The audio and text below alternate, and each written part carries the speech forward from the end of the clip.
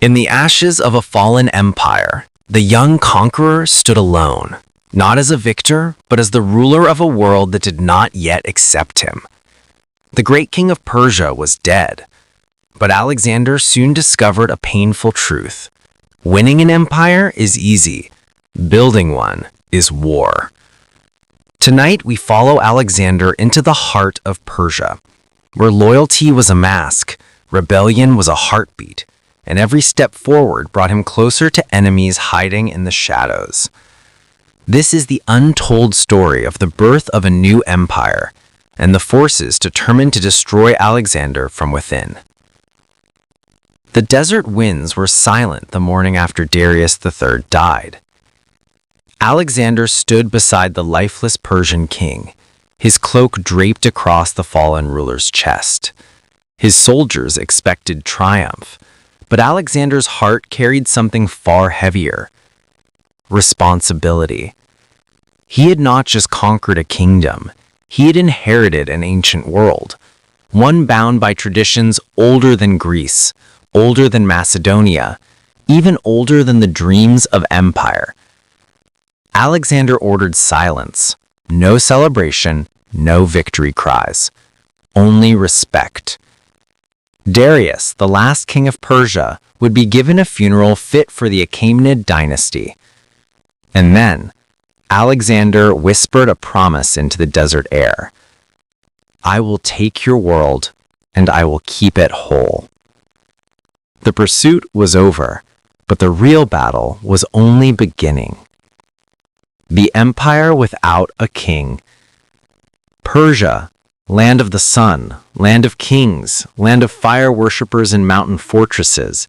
For 2 centuries, it had ruled the ancient world with a golden grasp, but now its throne stood empty. Across the empire, nobles scrambled for power. Satraps, provincial governors, fortified their cities. Generals whispered rebellion. Priests feared the collapse of order. Merchants worried their caravans would die in the chaos. And in the middle of this trembling world stood a foreigner, a 25-year-old Macedonian claiming to be king of Asia. To many Persians, Alexander was nothing more than a conqueror, a child, a threat. He would have to earn the right to rule or lose everything he had fought for. The hunt for Bessus. The first threat wore a crown he didn't deserve. Bessus, once a general of Darius, now a self-proclaimed King Artaxerxes V, fled deep into the wildlands of Bactria. From the frozen rivers of Central Asia to the harsh steppes near modern Afghanistan, Bessus rallied tribes against Alexander. His message was simple. Alexander killed Darius. Rise, Persians, defend your homeland. But Alexander was coming. Not slowly, not politely. He marched with a fury the world had never seen. His army crossed mountain passes so narrow that 2 horses could not stand side by side. They marched through blinding snow. They climbed cliffs with ropes tied around their armor. The Macedonians, raised in warm Greek valleys, were now battling the winter of the Asian frontier. But Alexander would not stop. Darius had been murdered, and murder would be answered. When Alexander finally caught Bessus, the false king offered excuses. The Macedonian king did not listen. Bessus was taken to the same place where he had betrayed Darius, and there, Alexander ordered a punishment inspired by Persian law. The traitor was tied to 2 bent trees. When the ropes were cut, the trees snapped back to standing, tearing Bessus apart. His screams echoed across the frozen land. A message was sent to Persia. Alexander is your king, and traitors have no throne. The road to Persepolis. With rebellion crushed in the east, Alexander moved toward the beating heart of Persia, Persepolis, the ceremonial capital. The road to the city was carved through cliffs, mountains, and ancient stone. Every cave, every valley, every shadow could hide assassins. Persian nobles who once feared Darius now feared Alexander. Some offered loyalty, others offered lies.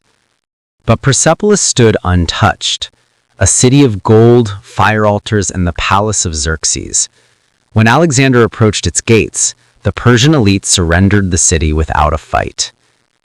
Then came the night that changed history forever. The burning of Persepolis. Drunk soldiers, Greek musicians, dancing, wine, and behind the palace, flames flickered in the dry wind. No one knows who started it. Some say it was Thias, a Greek courtesan, urging Alexander to burn the seat of Persian tyranny. Others say soldiers acted without orders. But when the fire rose, Alexander did not stop it. The golden palace of Xerxes, very hall where Greece's destruction had once been planned, burned like a torch in the darkness. Columns snapped, sculptures melted, the sky turned red. Alexander watched in silence. Some say he smiled. Others say he cried. But by dawn, the palace was ash. He would later regret it. For he had not just burned a building. He had burned a symbol. And symbols never die quietly. The shadows of rebellion. Across Persia, the flames of Persepolis lit more than the night. They lit rebellion. Satraps in the mountains plotted revolt. Tribal chiefs sharpened their spears. Old Persian generals whispered among themselves, "The boy wants to rule us. Let us teach him what Persia truly is." Alexander now faced an empire much larger than his army, much older than his culture, and much more cunning than any battlefield enemy. The rise of a new policy. Alexander realized something crucial. He could not rule Persia as a Greek king. He had to rule it as a Persian king. So he changed everything. He wore Persian robes, adopted royal Persian titles, embraced their court rituals, married Persian noblewomen, recruited Persian soldiers into his army, appointed Persians as governors, respected Zoroastrian priests and fire temples. To Greeks, this was shocking. To Macedonians, it was betrayal. But Alexander saw farther than his critics. A new empire needed a new identity. Greek and Persian fused into one. The general who said no. Not everyone accepted this. One man in particular stood against the new king, Philotas, a powerful Macedonian commander. He whispered among the elite, "Alexander forgets he is Macedonian. He wants to become Persian." Others agreed. A conspiracy formed. Small at first, but conspiracies, like fires, grow quickly. When Alexander learned of it, the world froze. Philotas denied everything. He pleaded his loyalty. He begged for mercy. But Alexander made a cold decision. No rebellion could be allowed. Philotas was executed. And then came the darker part. By Macedonian law, his father, the legendary general Parmenion, had to die as well. Messengers rode through deserts with orders sealed in wax. By sunset, Parmenion lay dead. A storm brewed among the Macedonians. Their king was no longer one of them. The cost of becoming king of Asia.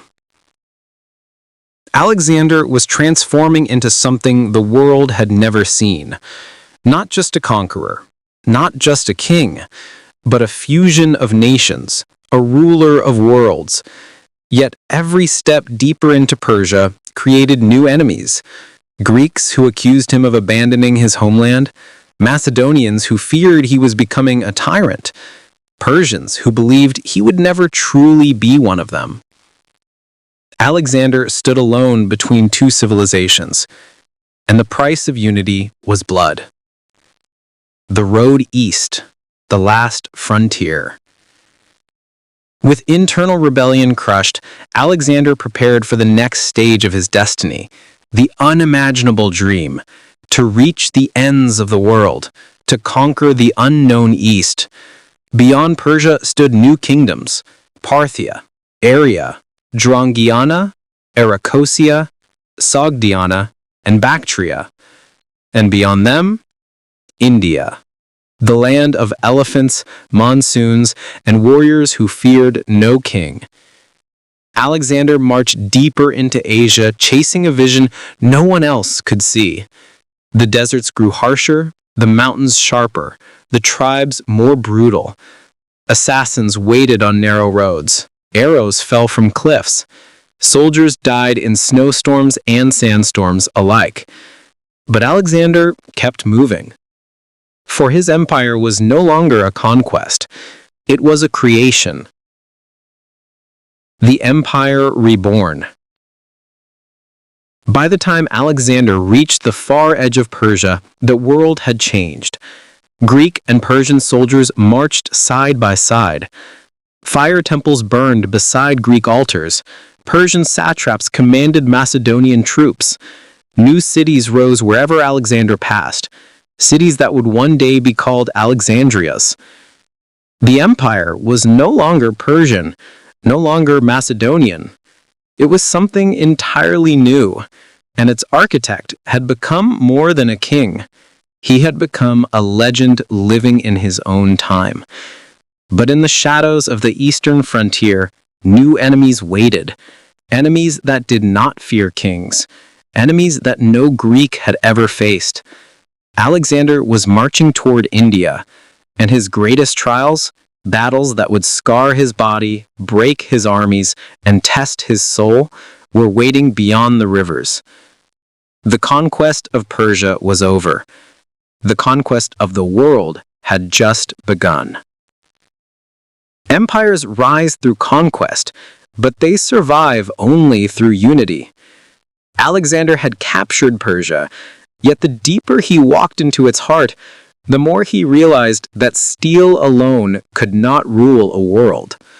His victories forged new enemies, his policies sparked rebellion, and every step toward the east pulled him further away from the king he once was. But ahead of him lay a land untouched by Greek armies, a land whose warriors fought with elephants, thunder, and monsoon rains. Join us in Alexander Part 4, where the young king steps into India and the greatest battles of his life begin.